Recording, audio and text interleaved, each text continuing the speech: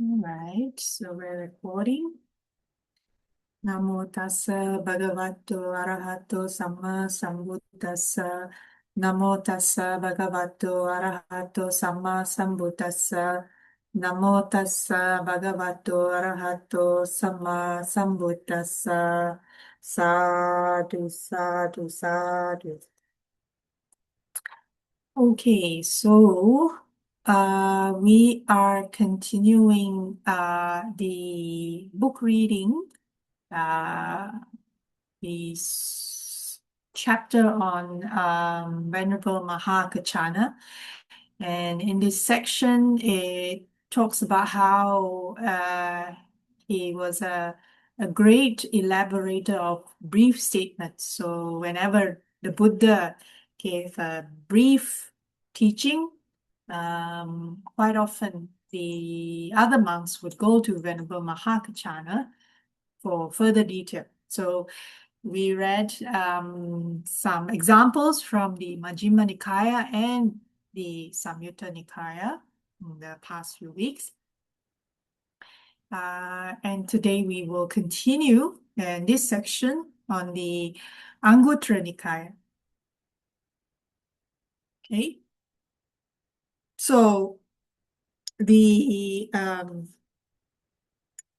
those of us who aren't familiar with the Anguttara Nikaya, the way the Anguttara Nikaya is arranged, it arranges the discourses in numerical patterns. So not necessarily chronological, but more numerical. So, for example, those of us who have a copy of the Anguttara Nikaya, so I'm looking at the Bhikkhu Bodhi translation. The way it is, the Anguttara Nikaya is laid out, let's say, is in terms of numerical. So the book of ones, the book of twos, threes, 4, 5, 6, 7, 8, 9, 10, 11. What does that mean? So it is, in a way, a numerical collection. Let's put it that way. So all the suttas that are in, let's say, the book of ones, talk about one item. So let's say if we look at the first book, the book of ones, then the first discourse itself, a very short one, says, "Thus have I heard on one occasion the Blessed One was dwelling at Savatthi in Jeta's Grove, Anathapindika's park. There the Blessed One addressed the bhikkhus, and then, Venerable Sir, those bhikkhus replied, and the Blessed One said this, bhikkhus, I do not see even one other form that so obsesses the mind of a man as the form of a woman. The form of a woman obsesses the mind of a man." And that's the discourse itself. So it is just one topic, which is the form of a woman.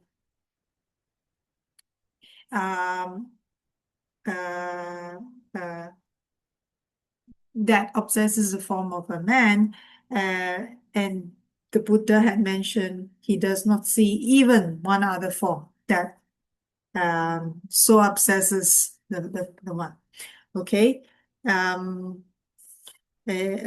another thing is like the next section talking about abandoning the hindrances. This is discourse number 11. He says, "Because I do not see even one other thing on account of which unreasoned sensual desire arises, and a reasoned sensual desire increases and expands so much as the mark of the attractive.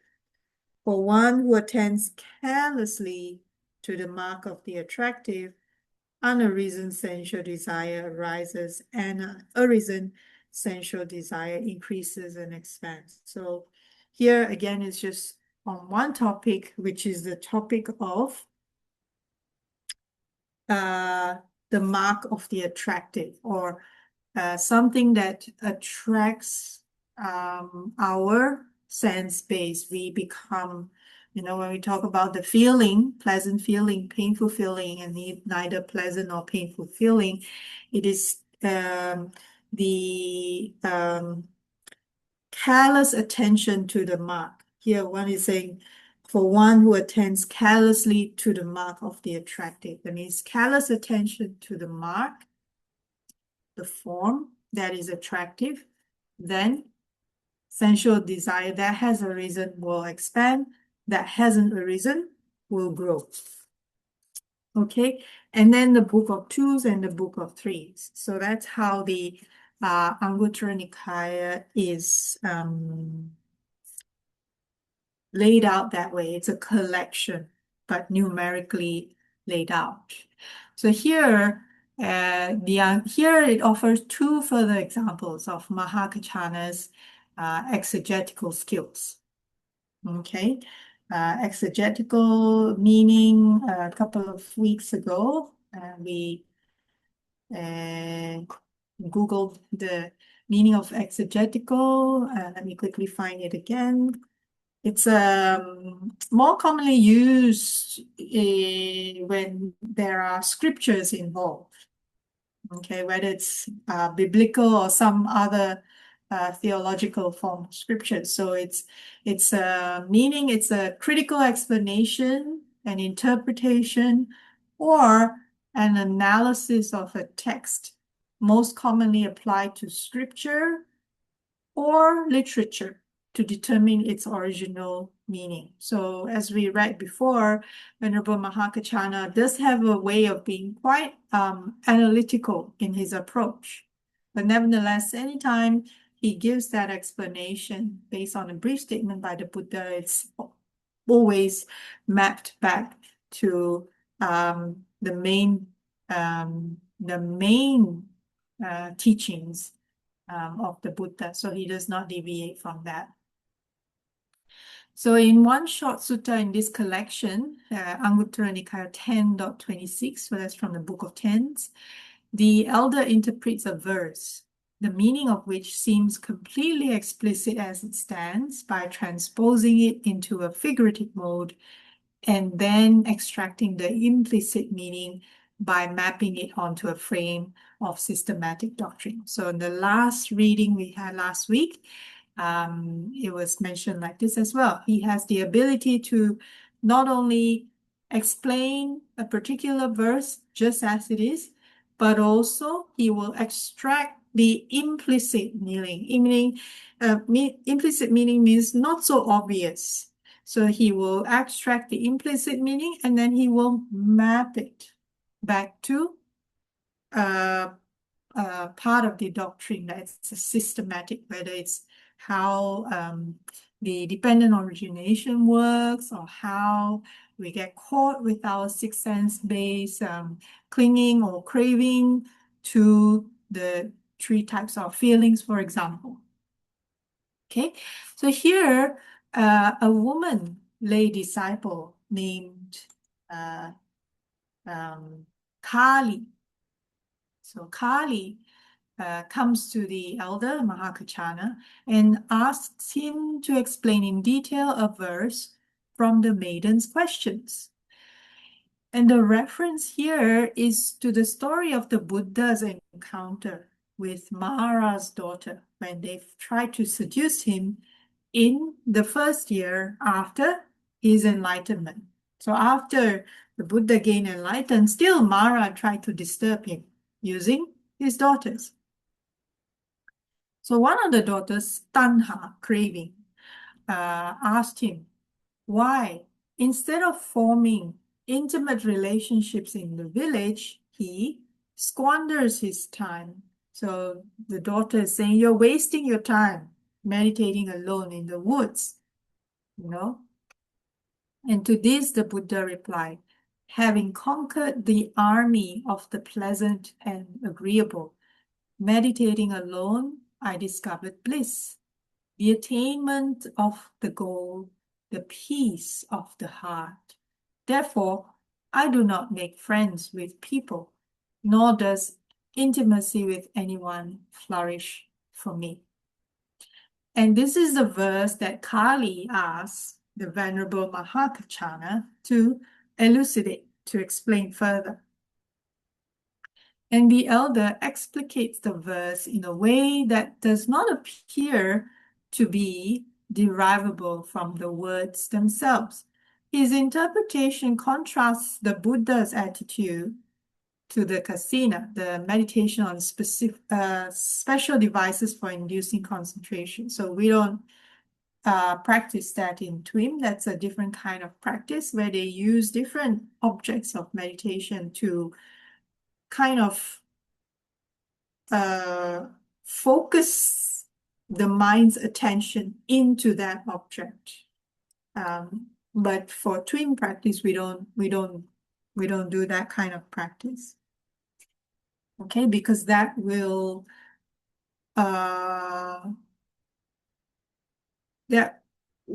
basically that conditions the mind into a different mind state. Let's put it that way. It will condition the mind to go into a very what's the word? I'm trying to, I don't know if one-pointed is a good way of saying it, more narrowed way of saying it. So, which is quite different. So in TWIM, we are using metta. We start off with metta, loving kindness as the object of meditation. And then the way the 6 hours work is the object of meditation, the loving kindness continues, and if the hindrance arises or if there's tension and tightness in the mind or in the body, then we use the 6 hours to release that tension and go back to the loving kindness or metta meditation. Now, the thing about meditation with kasinas, I'm not saying it's I'm not against it or anything, but I don't practice it, is that if we understand it from a logical point of view, yeah. So imagine, let's say, again, I'm this small disclaimer, I'm not an expert on meditation with kasinas, but from that very little understanding that I know, and I invite anyone to come and enlighten me further. From the very little understanding that I know, say we use a light object as our object for kasina meditation. Yeah. And the idea is we have a light, a form. It can be a form or whatever. Here you're going to say some other forms, any type of form, and use that as our object of meditation, primary object of meditation. So we focus our mind's attention only on that form, which let's say is light. Okay. Now, from a logic point of view, the way I interpret it is, let's say simple experiment, okay, simple experiment that anyone can do. Let's say we have a light bulb or a spotlight at home, or even a torch. Simple experiment, yeah? So we just look or focus at the torch briefly, not in a way that will blind ourselves, okay? Or we just focus at the, let's say, our ceiling light at home, okay? Just focus. And then we turn off the light. Or we don't turn off the light. The light stays open, but we shut our eyes.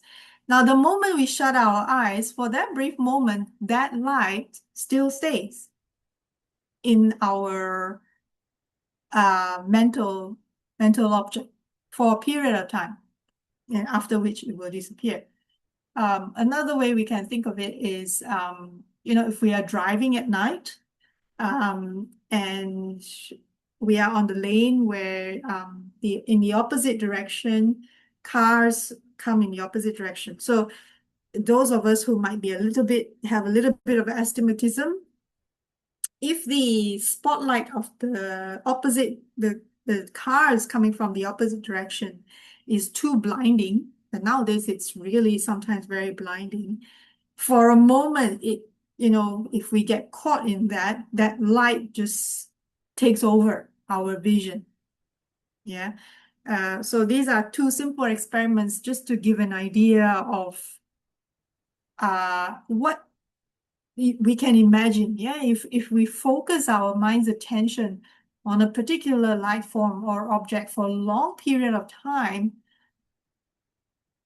what will the mind state be?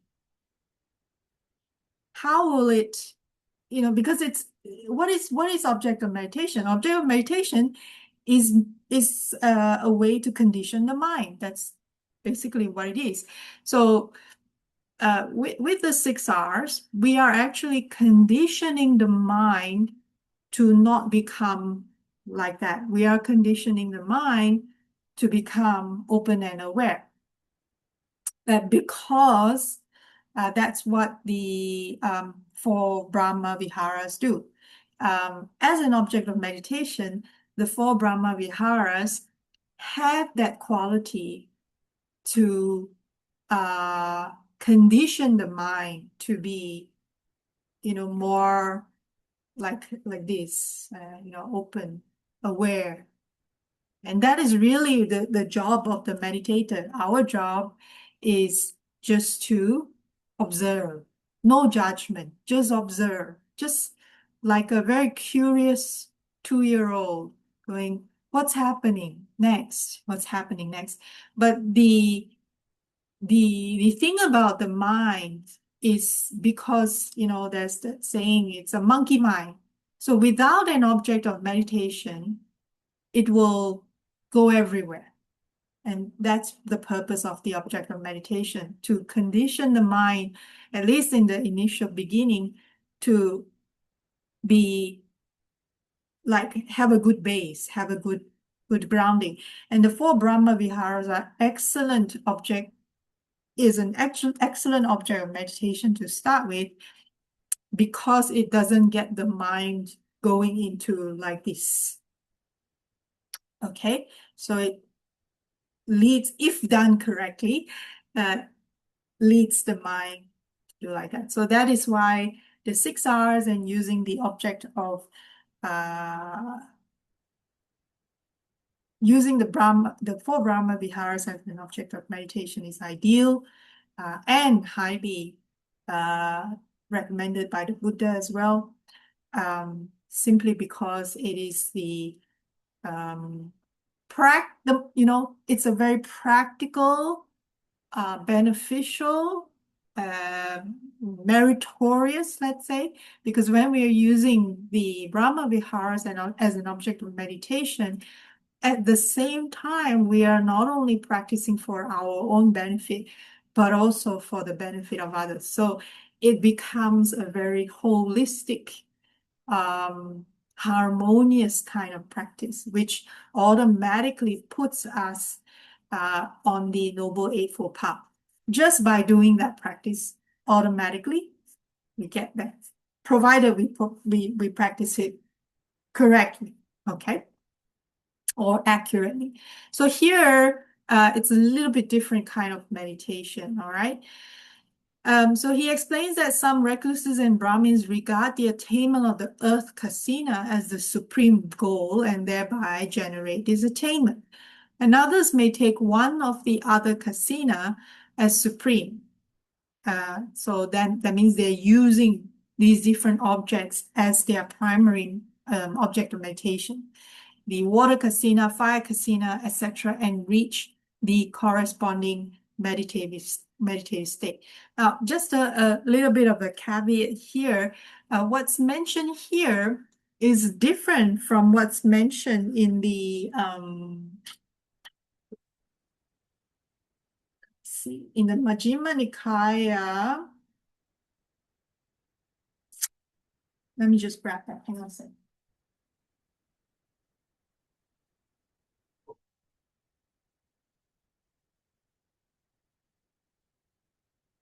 So those of us who remember in the Majjhima Nikaya, now the thing is I remember things but don't remember which. I'm not so good at, if I'm not mistaken,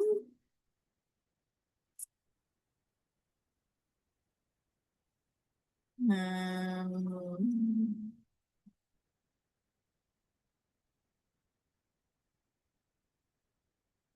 yes. So the one that's mentioned here is different, not to be confused with the Majjhima Nikaya 62, Mahārahulovada Sutta, which is the greater discourse of advice to Rahula. So this was when the Buddha gave advice to Rahula on how to practice. Okay, and so sorry. Yes, but after that, he gave a very brief teaching to Rahula, but then Venerable Sariputta took over. So quite often, Venerable Sariputta was kind of more like Rahula's teacher.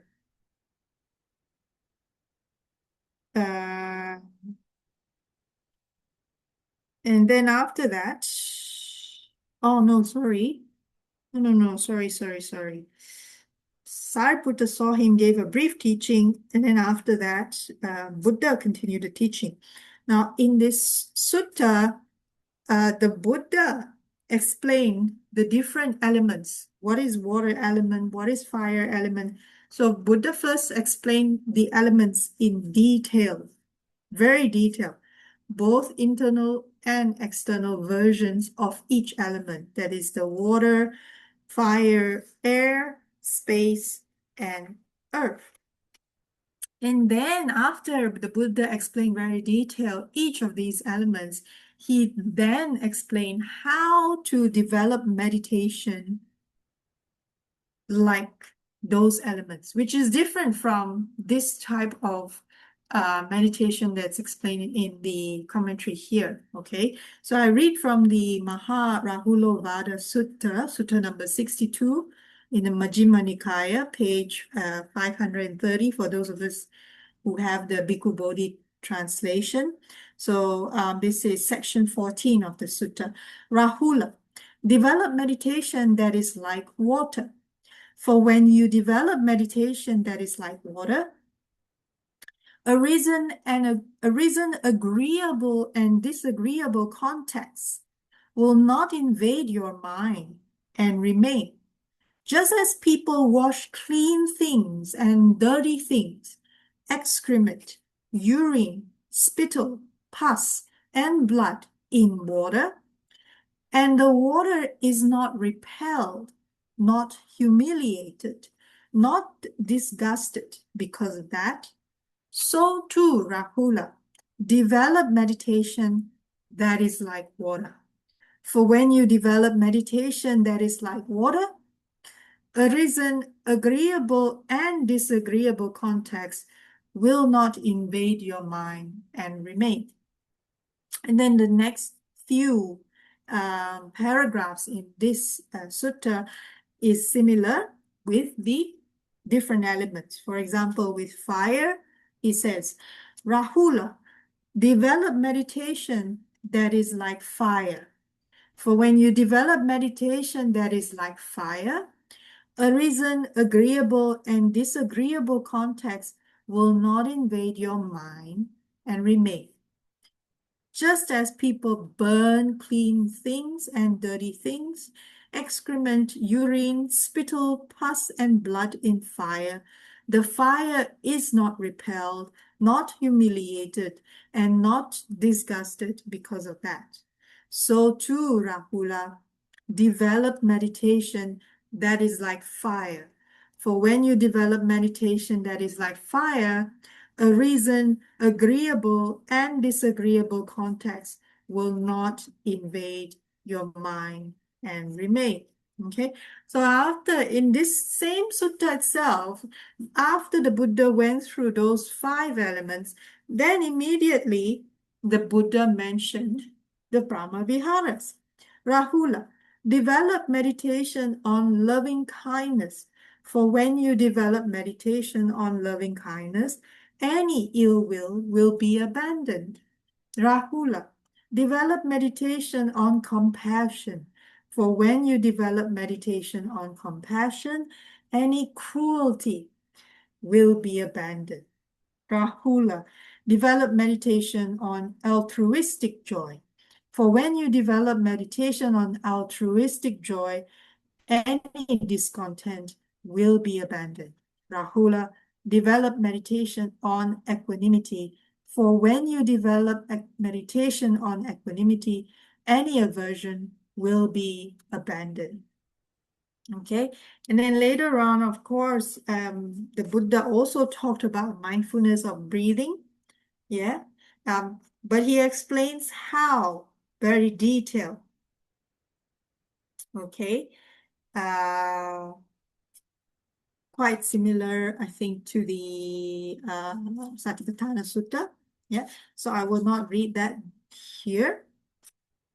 Okay, but this quite clearly is different from this particular book that we are reading. Okay, I mean the meditation instruction is different, so don't confuse them when we are reading this one and confuse that with that one. Okay, right. But for each kasina, the Blessed One has directly understood to what extent it is supreme, and having understood this, he saw its origin, danger, and the escape, and he saw the knowledge and vision of the true path and the false. Having seen all this, he understood the attainment of the goal and the peace of the heart. It is in this way the elder concludes that the meaning of the above verse should be understood in detail. Now again, this is from the Anguttara Nikaya. Let's have a look. 10.26.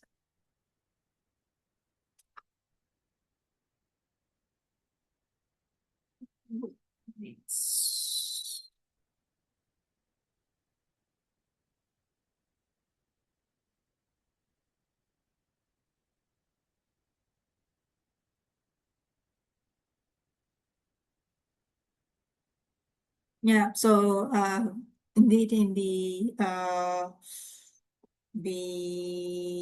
it's pretty much as what's mentioned here. 10.26, the title of the discourse is Kali, simple. Okay. Again, disclaimer, I'm not an expert in meditation using kasina, so I can't comment further in this particular example. My apologies. Okay. Interpreted by way of its apparent meaning, the verse seems to be extolling the bliss of secluded meditation above the pleasures of sensual and social contact, the very enjoyments by which Mara's daughters have been trying to tempt the enlightened one. But Mahākaccāna gives a different twist to the meaning. For him, the contrast is not merely between sensual pleasure and meditative bliss, but between two different attitudes to advanced stages of meditative absorption, or the jhanas.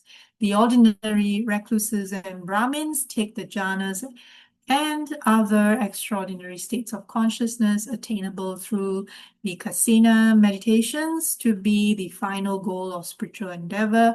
By doing so, they fall into the trap of craving for becoming and fail to find the way to final deliverance.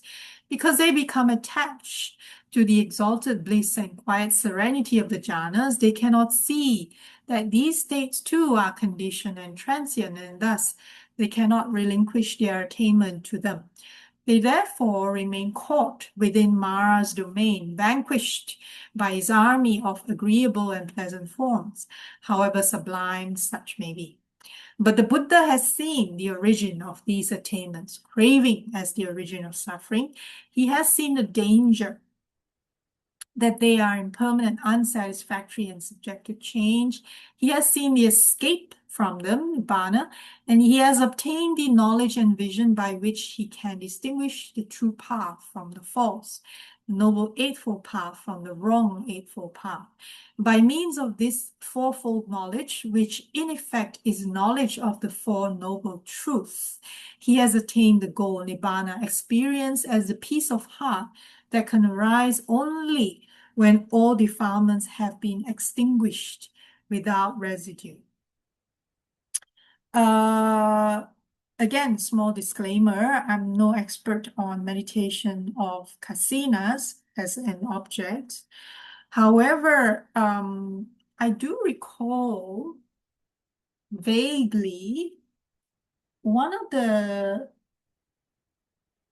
talks that Bhante Vimalaramsa gave quite some time ago about the difference between the jhanas that are experienced by using TWIM practice with 6 Rs versus the so-called jhana experience when using one-pointed concentration.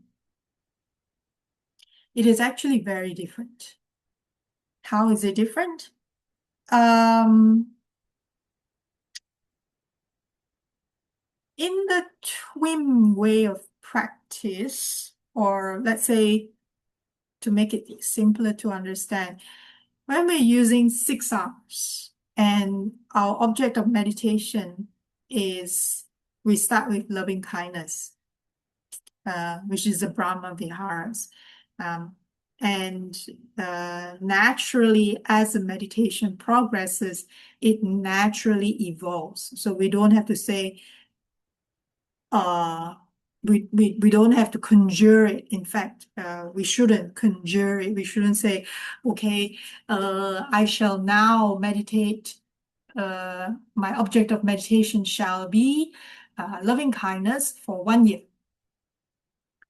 So today is date 1st of March, 2026. So I shall set, I'm just saying, okay, it's hypothetical. That 1 year from today, 1st of March 2027, I shall now switch my main object of meditation to compassion.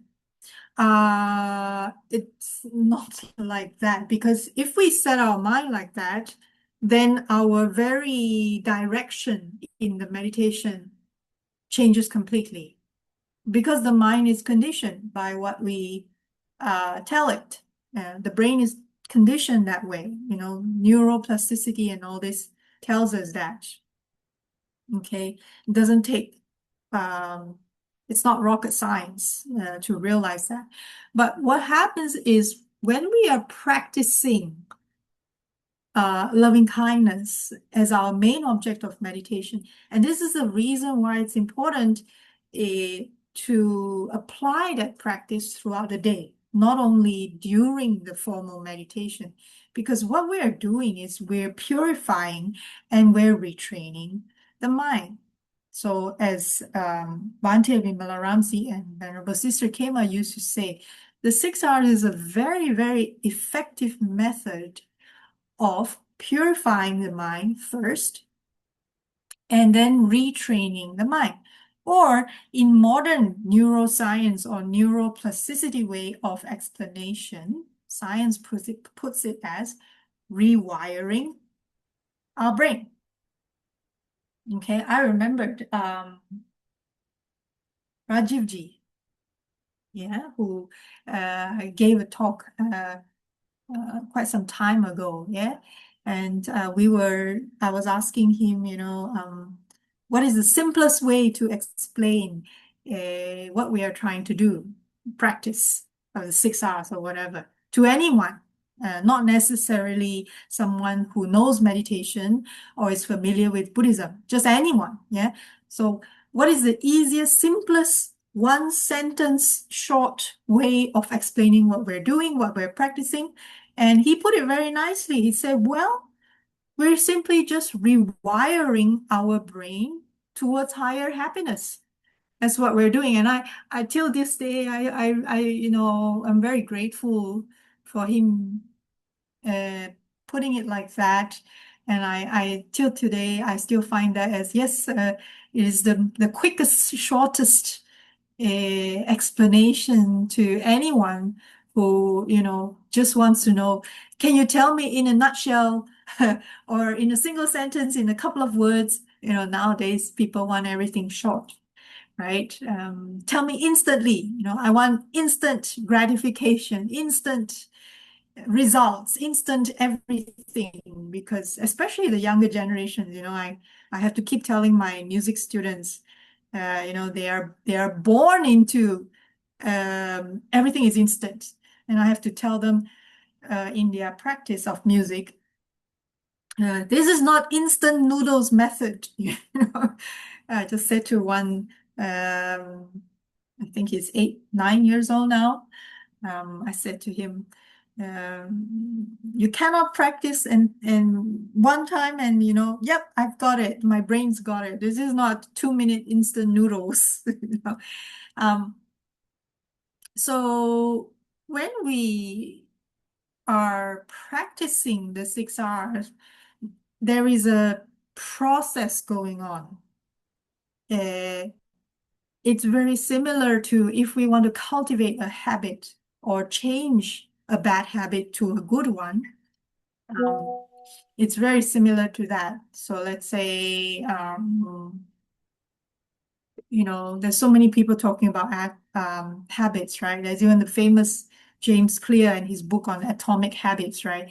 It's all based on this primary principle in neuroscience that the brain is plastic. It can be rewired depending on what we tell it to. And actually, the fastest, most effective way known to mankind today, scientists are catching up, I believe, is the 6 R's. Literally, don't believe me, don't take my word for it. Try it for yourself. Say you want to develop a new habit, anything. Not necessarily the meditation, just as an experiment, just to see, curious, right? That's the whole idea. Use the 6 R's to see if you can train yourself. The principle of the 6 R's, right? The principle, use it as a mechanism, as a framework to develop a new habit. Anything. See if it works. But give yourself at least 60 days, let's say, and do it again and again and again. In the same way, in the exact same recipe. So you cannot tweak it. You have to keep it the same exact recipe again and again for 60 days and see what happens after that to your brain, whether it becomes a part of you. So all this really is based on that very simple principle of how our brain works. However, the Buddha discovered the next level. He discovered a way how to use this framework, to use this principle, using the objects of meditation, the Brahma Viharas, to lead our minds to the next level. That is the difference, okay? And this was mentioned in one of the suttas we have read before a number of times, where some of the monks went on alms round. Then before they went on alms round, they had some time. So they went to, those days it was very common, like a meeting hall, a big hall, and a different sext, different practitioners from different schools, different teachers came together, and then they came together and then they asked, so the Buddha teaches the 4 Brahma Viharas. Our teacher also teaches the 4 Brahma Viharas. What's the difference between what the Buddha teaches and what our teacher teaches? And the monks couldn't answer, and they went back to the Buddha, and then the Buddha explained further. And the difference is the way the Buddha teaches how to practice the four Brahma Viharas, if practiced correctly, properly, and that is using the 6 R's as its principal framework, will lead one to Nibbana, the final goal, if practiced correctly. Okay, so that is the difference. All right. Let's continue here the reading just a little bit more. Finally, toward the end of the massive Anguttara Nikaya, it is massive, see? Big, thick, probably one of the thickest. Definitely thicker than Majjhima Nikaya. Okay, even as I'm carrying this, it's creating load for my back. We find one more sutta constructed on the same pattern as the 3 Majjhima Nikaya suttas. This sutta, again, Anguttara Nikaya number 10, Book of Tens, number 172, opens with a short statement of the Buddha's bhikkhus. Non-Dhamma should be understood, and so too, Dhamma should be understood. Harm should be understood, and benefit should be understood. Having understood all this, one should practice in accordance with Dhamma, in accordance with benefit. Having said this, the Blessed One rose from his seat and entered his dwelling. That was it. So the monks then approached the Venerable Mahākaccāna to request an explanation. And following the stock formulas of protest and insistence, Mahākaccāna interprets the Buddha's injunction by way of the 10 unwholesome and 10 wholesome causes of karma. Taking life is non-Dhamma. Abstaining from taking life is Dhamma. The numerous evil, unwholesome states that arise on account of taking life, this is harm. The numerous wholesome states that arise conditioned by abstinence from taking life and that go to fulfillment by development, this is benefit. And the same pattern is applied to all the other precepts, to stealing, sexual misconduct, lying, slander, harsh speech, and gossip. And finally, covetousness, ill will, and wrong view are non-Dhamma, and the evil states that arise from them are harm. Non-covetousness, goodwill, and right view are Dhamma, and the wholesome states conditioned by them that go to fulfillment by development are benefit. Okay, so we shall stop here. Sorry, I took a bit of time. I think I digressed a little bit again. Always feel free to pull me back. Anyone has any questions or any comments? Now's the time.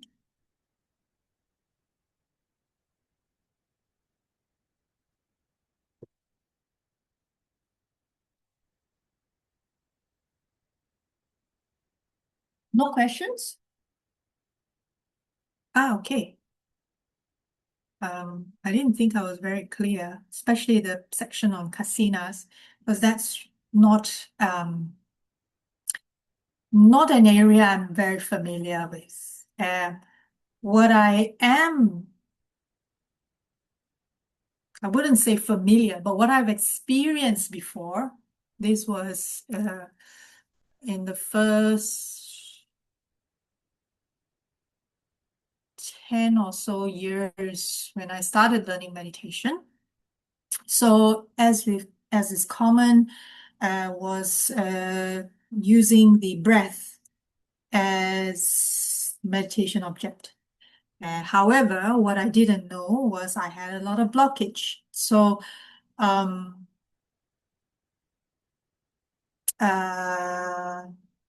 blockage and also now I come to know emotional baggage. Anyway, what happens is when we're turns out I'm not the only one. What happens is when we use the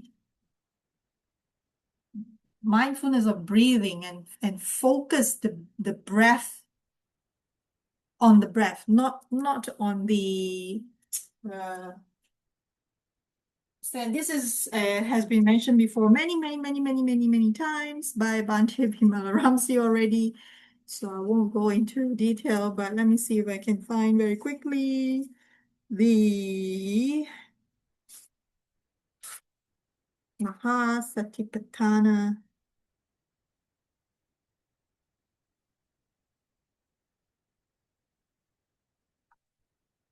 Again, I can't remember the number.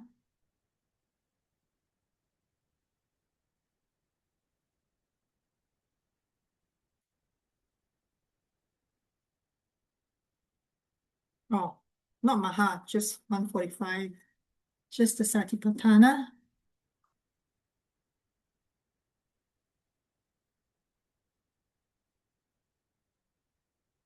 And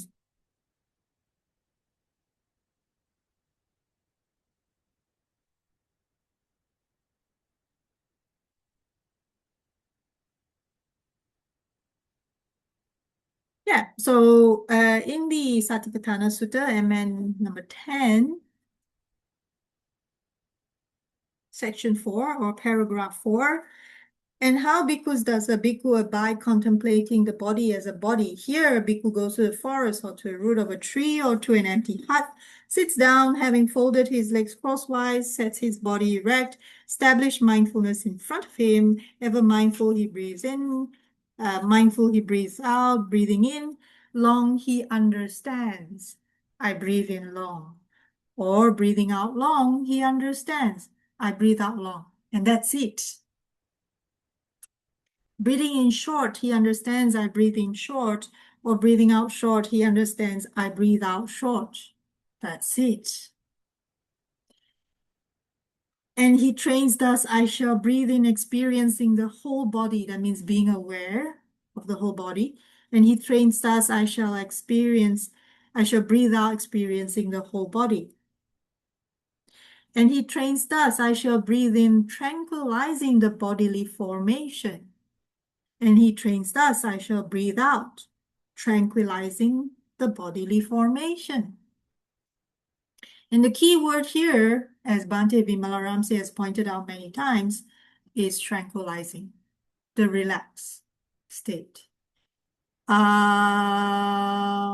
we miss that very important ingredient or step in the recipe of this whole recipe, this whole process, what happens is, and we forget the he understands, basically being completely aware. It's very different from the instruction. I don't know if it's still common, but years ago, it was like this. The instruction was to observe the breath in one particular pinpoint location. That could be at the tip of the nose or in the upper lip or in the abdomen. The issue is that actually for most people it's not an issue, apparently. But in my case, what happens is the mind activity gets centralized, so centralized that it becomes very, very, very, very tight. So it's like, do you know what a pressure cooker is? So the mind state just becomes like a pressure cooker. It becomes so tight. It becomes cooked up. It becomes as though the whole body and mind's attention is just squeezed into one tiny area, one tiny location. And I'm not saying that everyone has the same experience. I'm just trying to share my personal experience. Because what happens, so a couple of factors, yeah? Trying to follow that particular instruction, literally, trying to push through pain,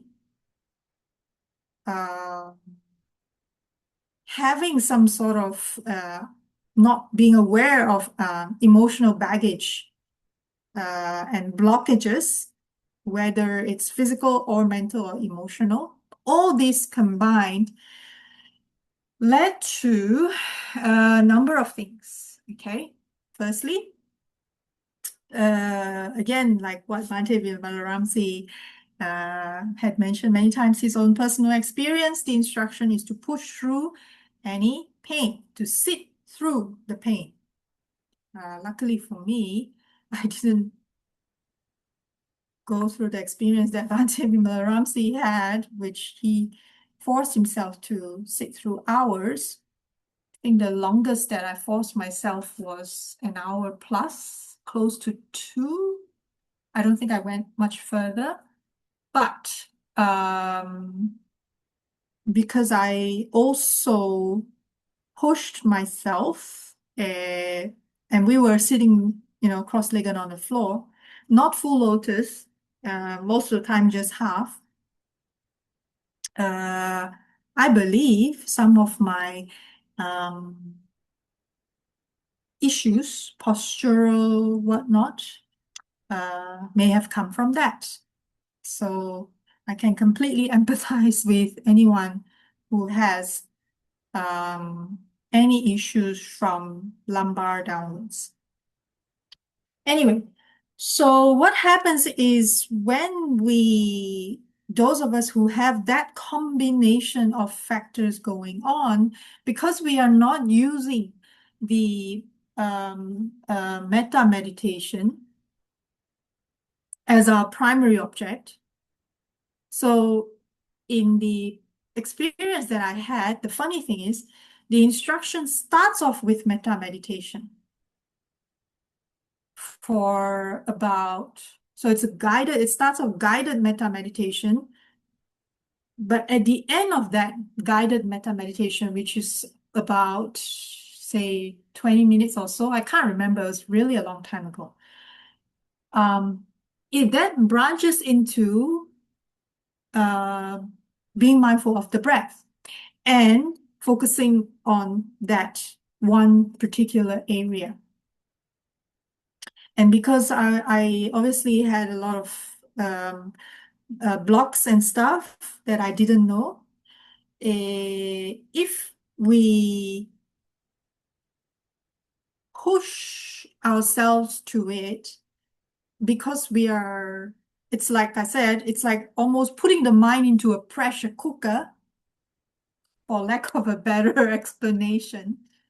The mind state goes to a different state.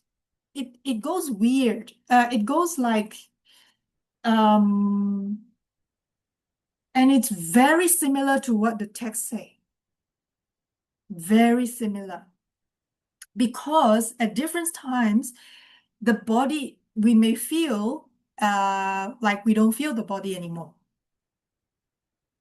So again, see, it's very similar to what the texts say in terms of the jhanas, right? And that's where it's too easy to get confused. So this was when I had started learning meditation for about 5-6 years, I think. And what happens then is, it's not always, but sometimes the mind will go into a state where it feels like, wait, am I elevated? Like, wait, I don't really feel my body so much. Wait, hang on a second.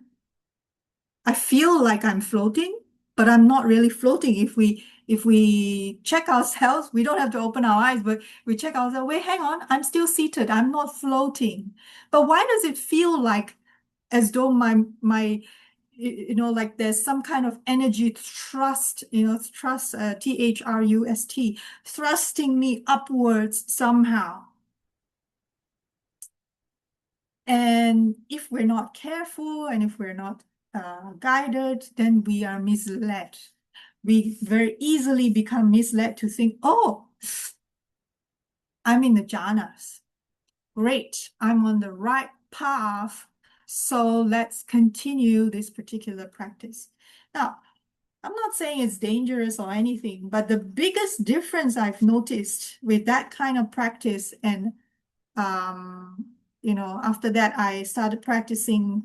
I started attending retreats by Bhante Punyaji. That was a real shock for me because I was like, wait, hang on a second. This is very completely different from what I was practicing. The biggest change I noticed was behavioral change. So before I started doing or learning 6 hours swim and all this, um, and even slightly before that, thanks to Bhante Punyaji's retreats as well. When I was doing the practice before, very noticeable. I would be, let's say, attending retreats once a year. During the retreat, I'd be happy, I'll be calm, I'll be peaceful, all worries are gone. This is great. It only takes 1 week after I leave the retreat condition, barely. And then everything comes back. Little thing, I get angry. Something goes on, all of a sudden I erupt. No behavioral change, hardly any behavioral change. Not to mention better understanding of the Dhamma. When we talk about knowledge and vision that we read from the text, there is no real experiential knowledge that can go like those of us who practice twin, right? I'm not talking about out of body experience or whatever. I'm talking about behavioral change. Even Hugh, mentioned several times in the talk, when we are practicing the Dhamma according to the text, really using 6 hours as a framework, we are aiming not just for Nibbana as the ultimate goal, but behavioral change along the way and proper knowledge and understanding through direct experience. And that is the biggest difference.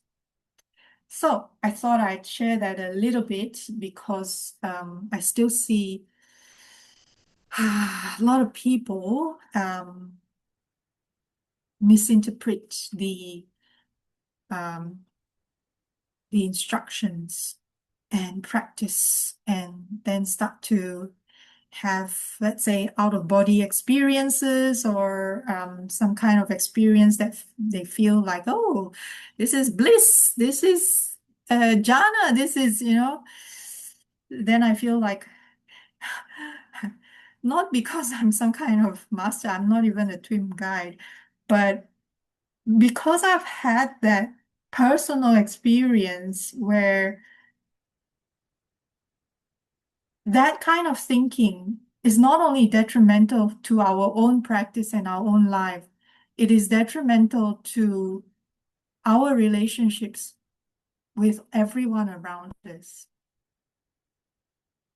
I saw it in myself and I saw it in the people around me, those of us who were practicing that way.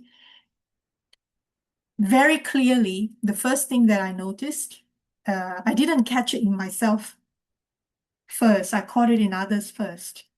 Typical, is pride. That builds up very quickly.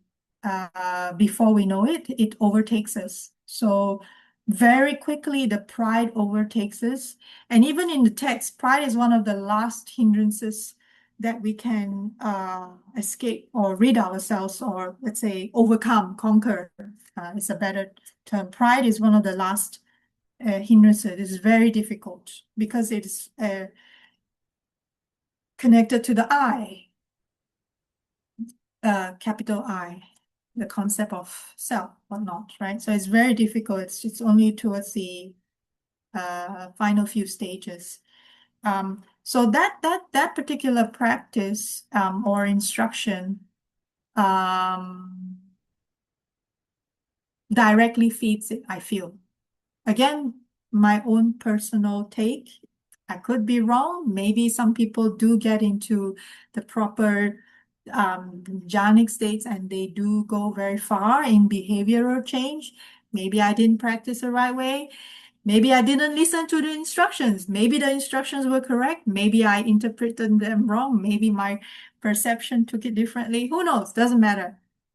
But what I'm saying is that couple of years of witnessing pride in myself and others taught me a very important lesson, which till today I still try to remind myself every step of the way in my practice.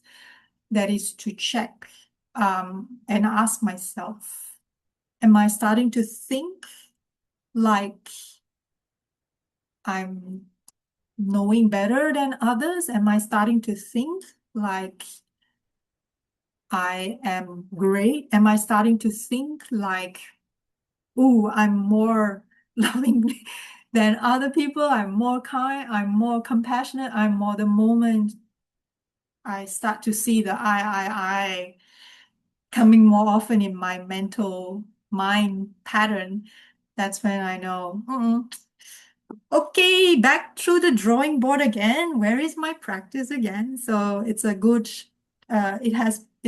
one of the benefits I think that has taught me that number of years has taught me is that do a self-check all the time, all the way, because it hides very sneaky. That's true.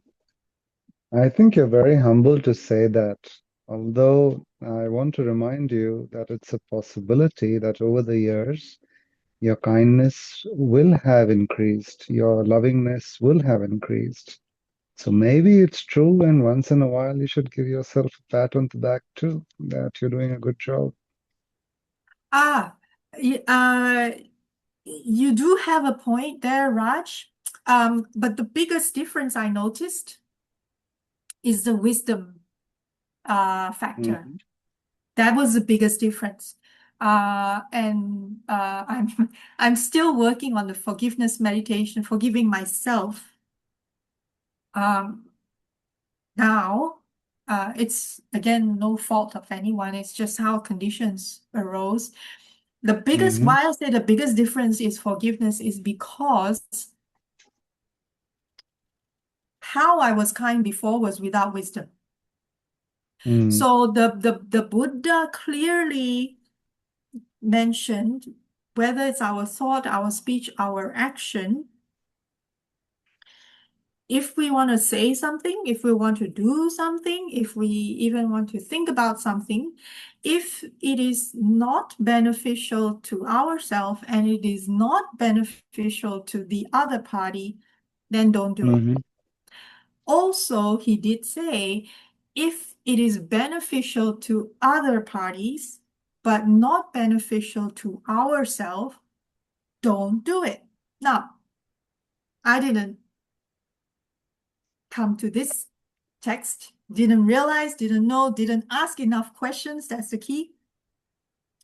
Until these several years. If I had known and I had more wisdom back then I wouldn't have done a whole lot of things that I realize now over the years is not beneficial to myself.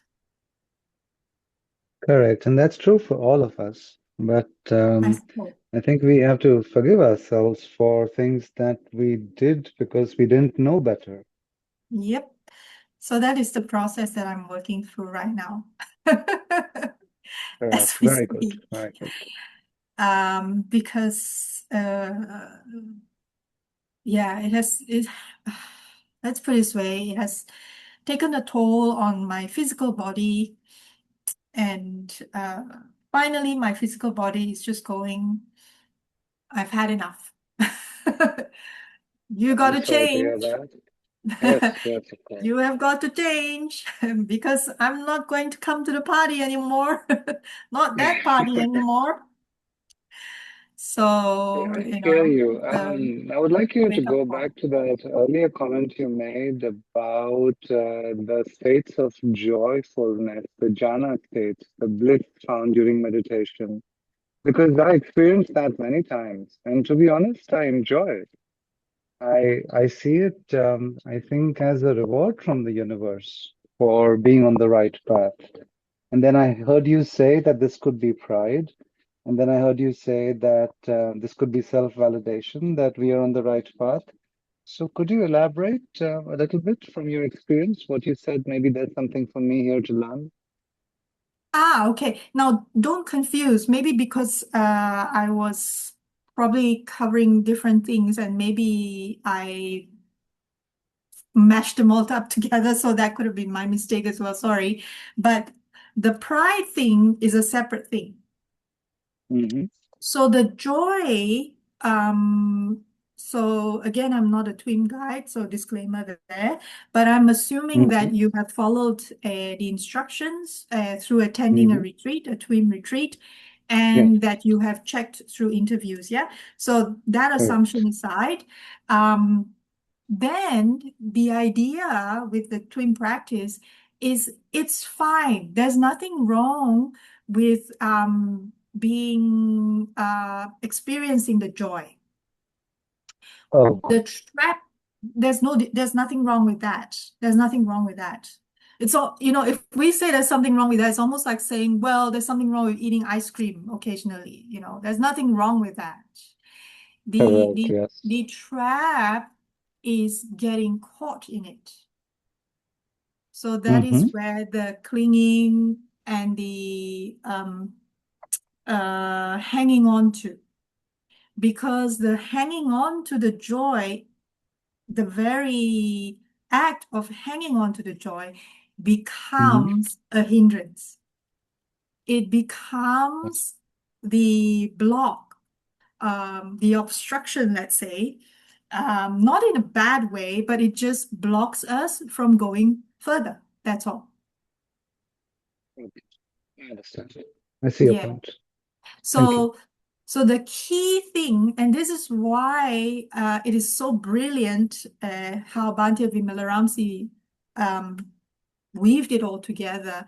The key thing is understanding, again, the key components of the teaching, the Noble Eightfold Path, really Hmm. understanding it. I will repeat here. Bhante Vimalaramsi explained it very clearly in his talks. Understanding that first is key. Always. Understanding, sorry, I lost my train of thought. Understanding the three characteristics is key. That means what are the three characteristics, but really understanding it. So the anicca, dukkha, anatta. So not only understanding from the intellect, Hmm. and this is where the twin practice helps us develop over time that knowledge and vision through the experiential knowledge and vision through direct experience. The twin practice enables that. And that's the beauty of it.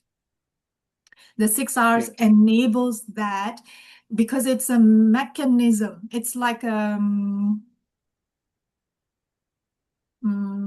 if we want to hit a nail into the wall to hang up a picture, we use a hammer. Hmm. It's the tool Hmm.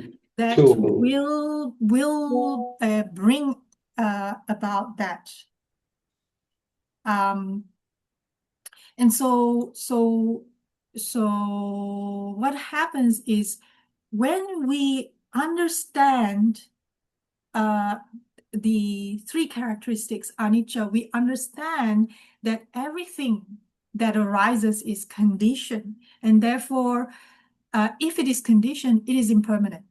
So we understand from the beginning that even the joy, even the peace, even the calm that arises in our meditation is anicca, is impermanent.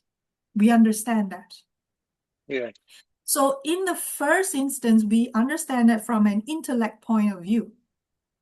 That's fine.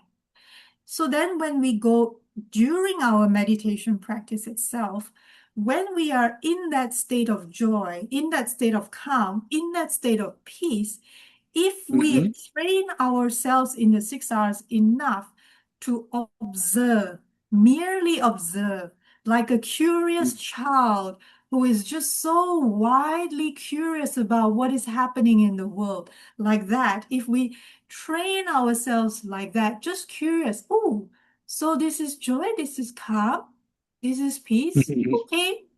And then we just observe and see what happens next. We don't expect anything. We don't cling on to anything because, and it is so subtle, so subtle. The moment we say, oh, I read in the text, after joy comes, I'm just saying hypothetical, yeah, because 111 is over there. After joy comes this next stage. The moment, the tiniest moment, and it's so subtle. The moment the mind goes, oh, next state will be like that, guess what happens? Ah, I see what you mean. It happens. Because we told the brain, we said to the brain, neuroplasticity. And because we are not in, in that particular mind state, we're not in our normal day-to-day, right? We are in a different mind state, right? If we're going to wire your brain up and put different wires and, detect the frequencies and all that, there are all these devices nowadays. The brain is at a different frequency. So any single change that happens in the brain becomes very subtle, very, very, very subtle. And guess what happens then? When we conjure that, even in the most subtle sense, we conjure it and we go, the next state will be like that, right? We conjure it, yeah? Guess what happens? It becomes like that. And then what happens after that if we're not having that curious childlike openness? What happens after that? What do you think happens after that? I think the ego takes over. Yes, very quick. The ego goes, ha, I've got it now. See, after all those hours and days and months and years of practice and keeping the precepts, yes, I've got it. Hoorah. I've done it. Right? And it's not in word form. I'm just verbalizing all this. It's in the form of feeling. It doesn't have to be verbalized because the mind state is already at the very subtle state. So it's just in the form of feeling and it comes in sequence very quick. It just goes, and before we know it, what happens? We consider ourselves holier than most people. Yeah, exactly. Before we know it, we're like, ta-ta-da! I am this great person. Finally, after 20 years, 30 years, 40 years, 50 years, countless lifetimes of practice, I've made it this far. Hey, And then we carry, sorry. Listen, I have an incident. I have something to share with you, something that I did last year. Yeah. And I want your opinion whether whether what I did was out of pride. I don't think it was, but I want a second person to hear this incident and tell me whether what I did was out of pride or whether it was out of genuine understanding, compassion, and kindness. Okay? Okay. Right. So last year, when I was in Himachal Pradesh, I had an opportunity to meet the Dalai Lama. I hadn't planned for it, but one of my Western friends was going and they invited me along. And then and there, when I was waiting outside for them to finish their meeting, they came out and told me that there is an opening, and someone inside told them that if you want to get someone to meet the Dalai Lama, you can. And my friend asked me whether I want to do that. And of course, it was a very beautiful moment, and I was touched that they thought of me and that this was a good opportunity, a great opportunity for me, a rare chance to meet someone so holy. And I was about to say yes, sure, I will go. And then I stopped and I said, no, I don't want to go meet the Dalai Lama because I don't really have a question that I have to ask him. I don't really have troubles that I want his blessings for. If there is one opportunity available, I might as well let someone else in the waiting room take it, who may have a question, who may truly need the blessings. And so I let go of the opportunity. And even today, when I think of this, I don't feel bad about it. I feel good about what I did. But from a second person perspective, do you think I was acting out of pride or was this genuine compassion at work?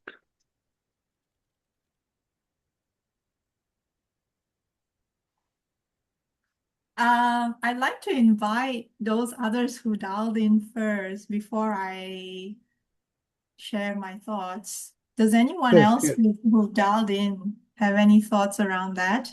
And that's very common. It's happened to me so many times as well, Raj, by the way. That's nice to hear. Hi, Madam Nanda, Paul. Do you have anything to share there? My way of understanding is that you need to ask your own self. You don't have to ask another one to confirm what is right for you. Your own mind knows what is the right thing for you to do. Mm, yes, I hear you. Yes. I mean, internally, I feel I did the right thing, but I was wondering whether did I act out of pride? So, I just wanted, since we were talking about it, I thought maybe someone else can give me another perspective. But what you said makes sense to me. Yes, our mind knows inside, our heart knows inside what's the right thing to do for us. Thank you. Yeah. My take is similar. The only difference that I wanted to add is it's very difficult for us to comment simply because we weren't there. Mm, So let's put it this way. Every single moment, causes and conditions arise for things to occur. So we weren't there when you were there. So we aren't familiar with the causes and the conditions that arose that may have led you to have those thoughts. And when we're studying the text now, right, dependent origination, how, let's not even go into that. Let's just go to Madhupindika Sutta, Sutta number 18 in the Majjhima Nikaya. So in the beginning, we have King Dandapani comes and he asks the Buddha, why tell me, Brahmins, princes. Actually, I have the Majjhima Nikaya here. Let me see if I can summarize that very quickly for you. But Sutta number 18 in the Majjhima Nikaya, Hannibal Sutta. Yeah, several people, this is one of their favorites. Yeah, so King Dandapani comes and he actually isn't too keen about the Buddha, but he heard about the Buddha, and he just wanted to check the Buddha out. Let's put it that way. I want to check him out, in modern way of thinking nowadays, right? So he goes to the Buddha, Blessed One, exchange greetings, sat down one side and say, what does the recluse assert? He doesn't even call he calls the Buddha recluse, means someone who, like ascetic. What does the recluse assert? What does he proclaim? And then, the Buddha says, friend, I assert and proclaim in such a way that one does not quarrel with anyone in the world, with its gods, its maras, and its brahmas, in this generation, with its recluses and brahmins, its princes and its people, in such a way that perceptions no more underlie that Brahmin, who abides detached from sensual pleasures, without perplexity, shorn of worry, free from craving of any kind of being. Now, the king, of course, was like, huh? I don't think you answered my question. So you're not that great after all. Thank you very much. Goodbye. Okay, so he missed the whole point Correct. altogether Point. because Yes. the Buddha obviously knew that Dandapani was coming not really out of interest of what I teach, but to hopefully pinpoint something not right about me. So Correct. the Buddha wanted to deliver not just an answer to the question, he wanted to deliver a teaching in the answer. And the teaching was that in summary, there is no point in quarreling or debating anything at all, because simply everybody is governed by different perceptions. And this is where Mahākaccāna comes in, because after the Buddha said that, he goes off and, rests, right? And then the monks go, okay, what just happened, right?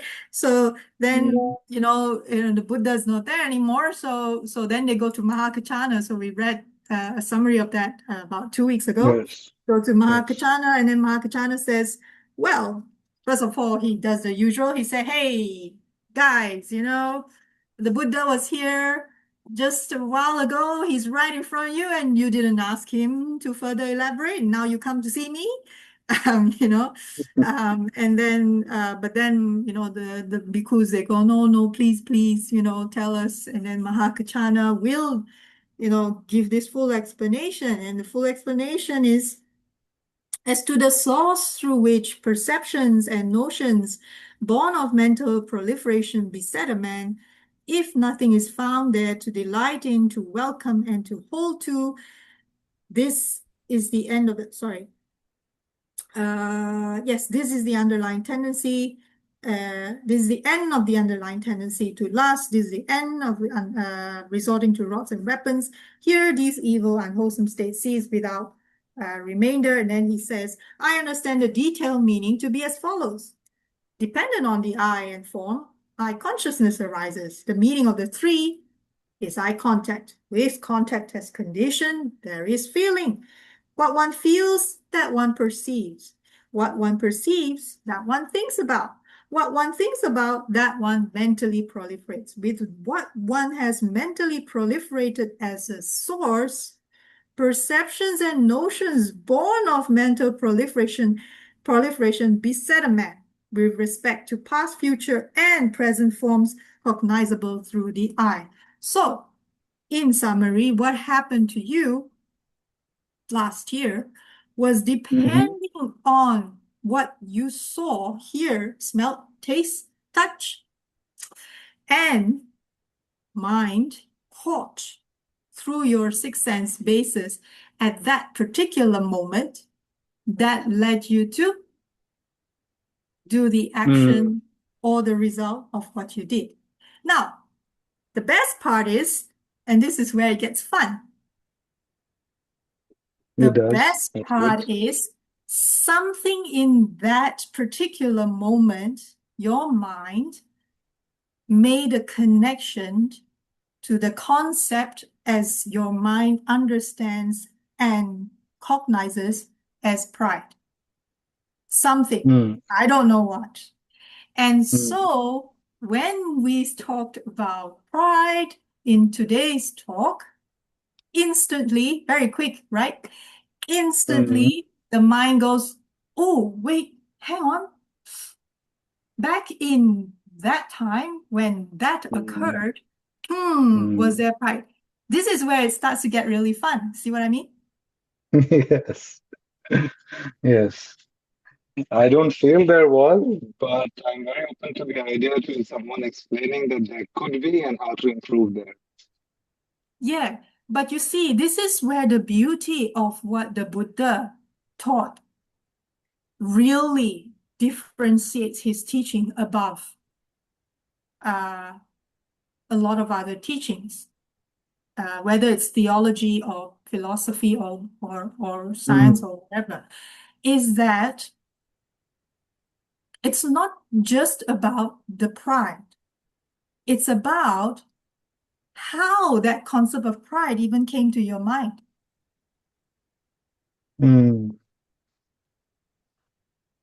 So the Buddha's teaching actually goes next level, and it goes down to the fundamental principle. He obviously understood very clearly how the mind works, how the mind and body works. Not only that, he came up with a framework, a map, a principle, a whole mechanism, structured mechanism, based on that full understanding of how this whole system works. He came up with a structured solution, a framework. Not only that, a very simple one, because it's based on the very fundamental of how this whole system works. This whole system through our six sense basis work. He completely understood how it works, and based on that, he came up with a solution that is very simple, very direct to tackle that. That's why his teaching is so different. Oh, yes, of course. Mm. I hear you. So that's the main difference that sets his teaching apart from other teachings. So coming back to the answer to the question, he teaches the four Brahma Viharas. Other teachers teach the four Brahma Viharas. What difference is his teaching to others' teaching? The way he teaches how to use the four Brahma Viharas leads one to Nibbana. It is the way, not only the object.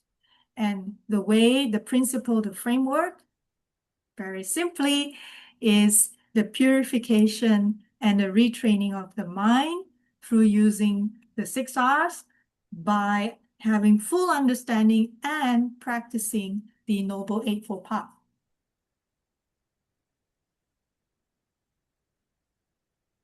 Sorry, I went big, round, huge. I'm still trying to get better at going direct. I'm not good at that.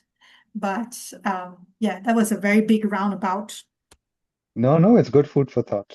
I Yeah. think you gave me an answer in the words and the knowledge that you shared. The thought that popped up while I was listening to you, based on the knowledge that you were sharing, was that if I genuinely feel that what I did was an act of compassion, and in that moment, I was able to imbibe, to practically, without even realizing, become and apply the teachings that I have learned. And when I thought about it later, I felt a little proud of the person I've become now. Is that pride also considered incorrect? Should I not be happy for the change that came in me? Here is a suggestion, okay? And it's a neutral comment.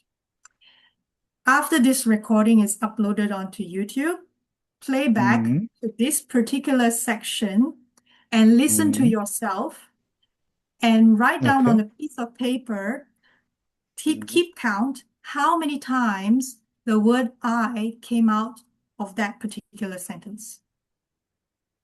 Okay. I'm sure quite a few times. Just as an exercise, as an exercise. Remember, I mentioned earlier, this whole thing is better approached from like the eye of a child, a curious child whose eyes wide open, like never seen anything before, and just from an experimental perspective. Because once we take the practice as an experiment, it is more. Not only is it more fun as a practice, but it also we get to learn more. Of course, that's true. So, That's my answer actually, because that is also a reflection of the style that I teach music. Whenever my poor students, whether they're 6 years old or 16 years old, I use the same way of answering. The only difference is I tailor to their vocabulary depending on their age. All my students know by now, especially the ones that stay with me for a number of years now. If they ask me a question, I don't give them the answer. Right away. I get them to think Yeah, of course. That's a of good teacher. the I don't know. It does vex some of them, but those of them who understand how I teach now they're kind of used to it by now. But yeah, so that's actually my answer. After this recording is loaded to YouTube, go back to where this section is, where you ask that question, probably in the last 10 minutes. We're about to wrap up. Take a piece of paper, take a pencil, and in that particular sentence where you just mentioned, count the number of I's that came out in your sentence and see what happens next. I will. And I have a feeling I will feel ashamed. No, it's not about feeling ashamed. That's the thing. It's about observing. That's the whole idea.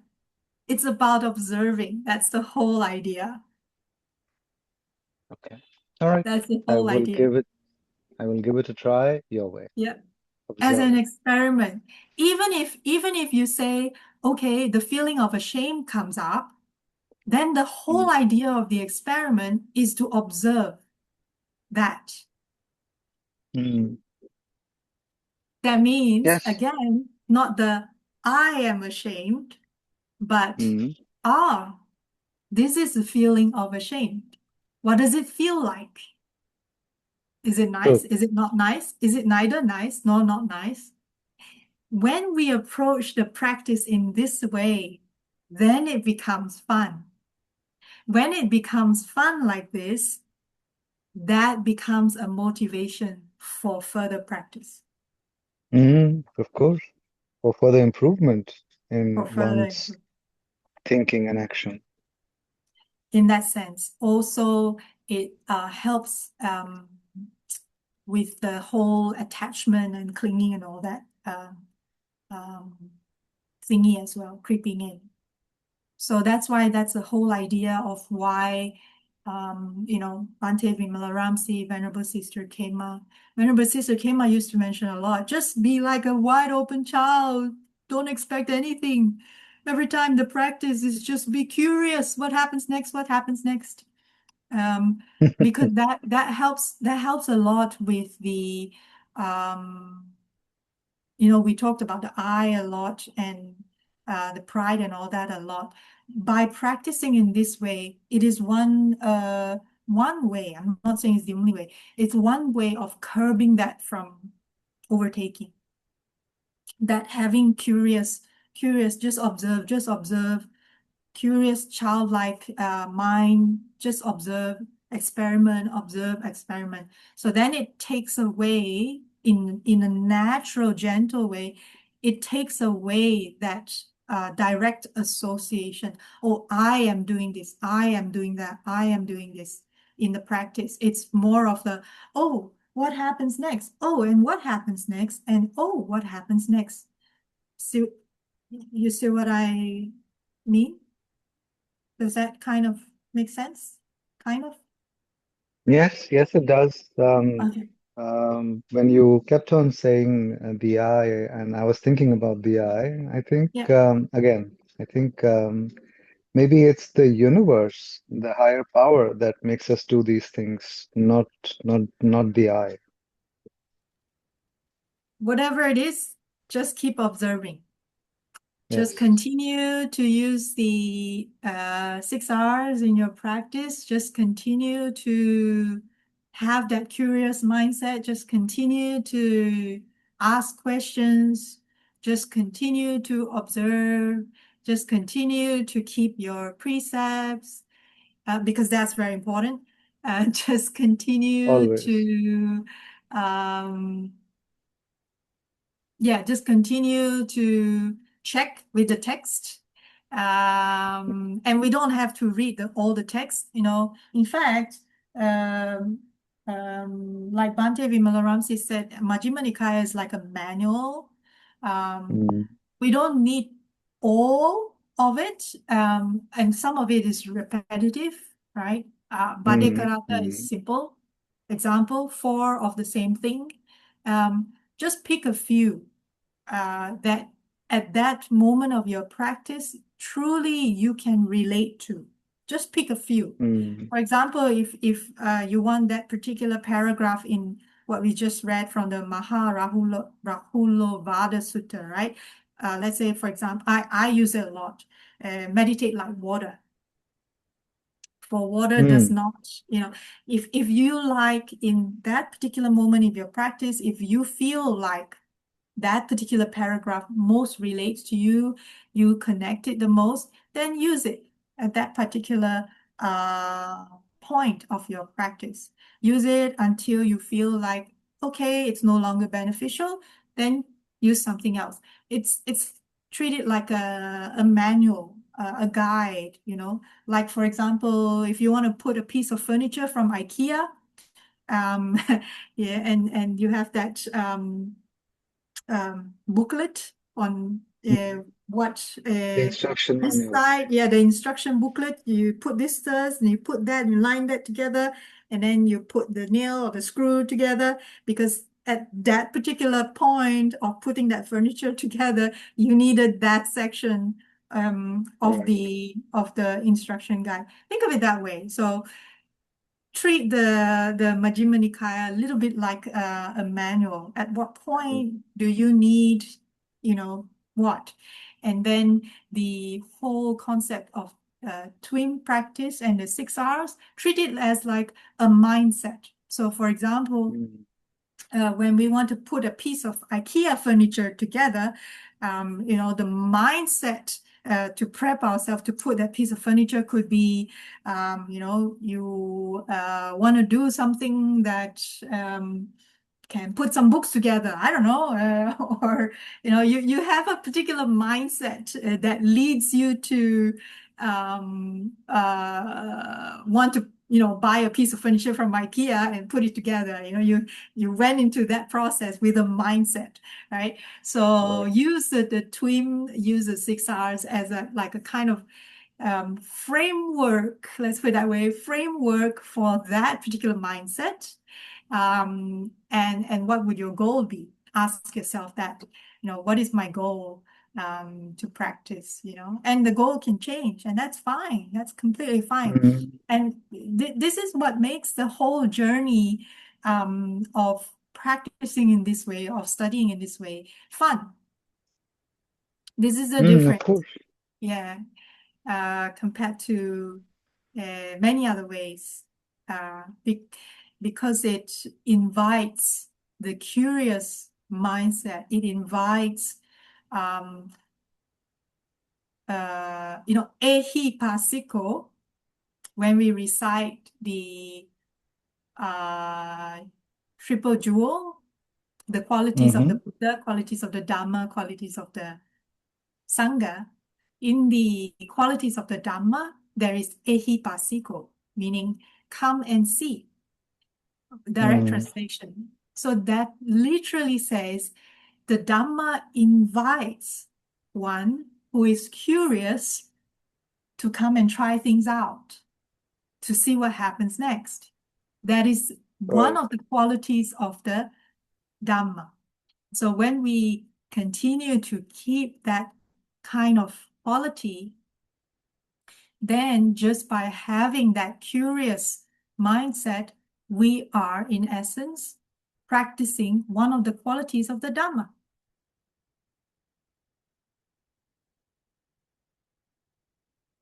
So, okay, I think we probably should wrap up here. Way over time today. Oh my goodness. I am so sorry to all of you.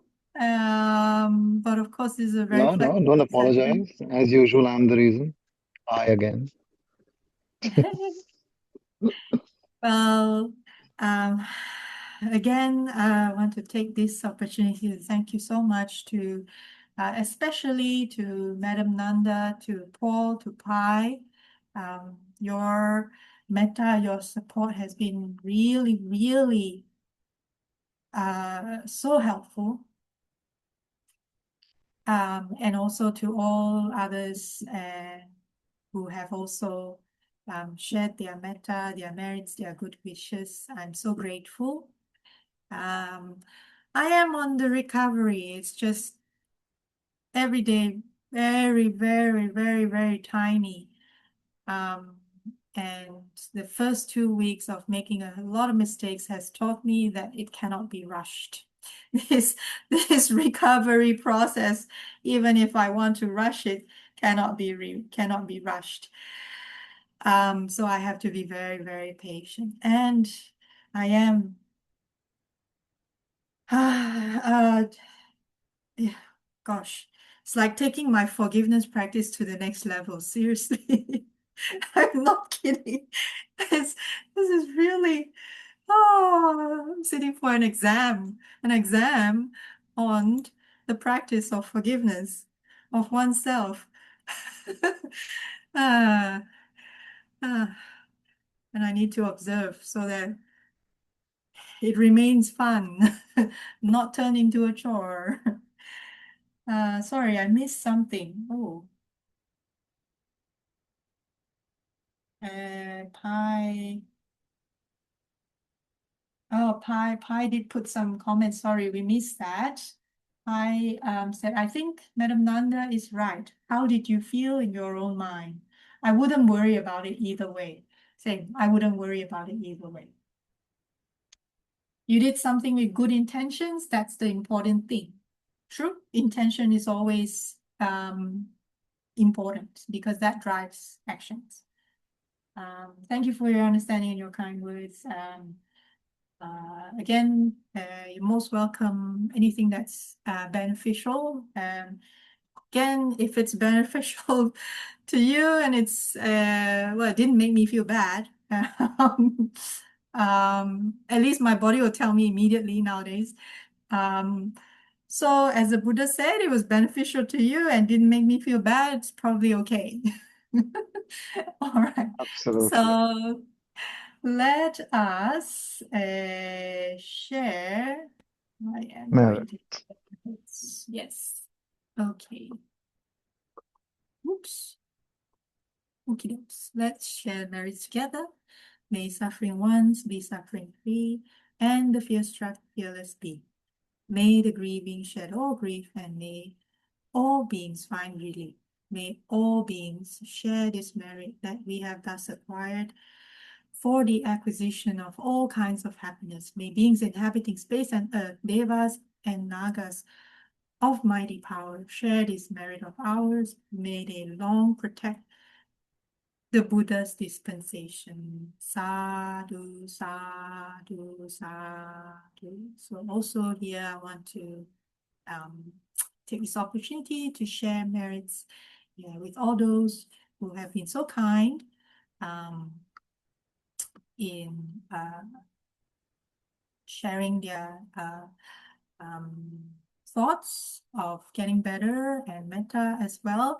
And please also, I don't watch the news that much, but sometimes, I do go on YouTube quite a bit and things do pop up from the news.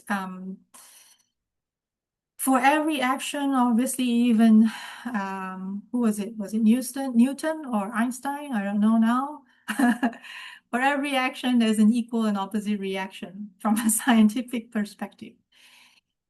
So what is going on in the world today? Again, not much different from what it has been several years already, but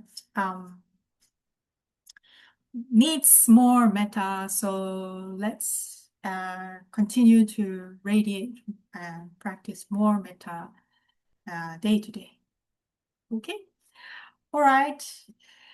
I wish you all a good week ahead. Thank you. To you too. Thank you, Pi. So is Newton, yeah? For every action, there's equal and opposite reaction, yeah? Not Einstein, yeah? Okay. All right. Thank you so much. I'll try to remember that.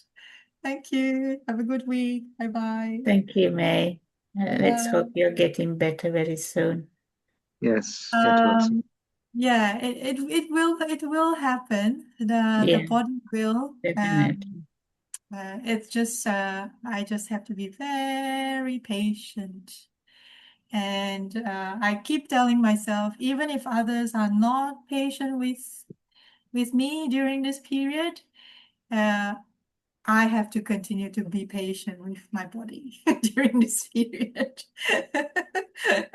and not make the same mistakes I made. Like try and, the first 2 weeks, what happened was the slightest indication of, the pain's not so bad now.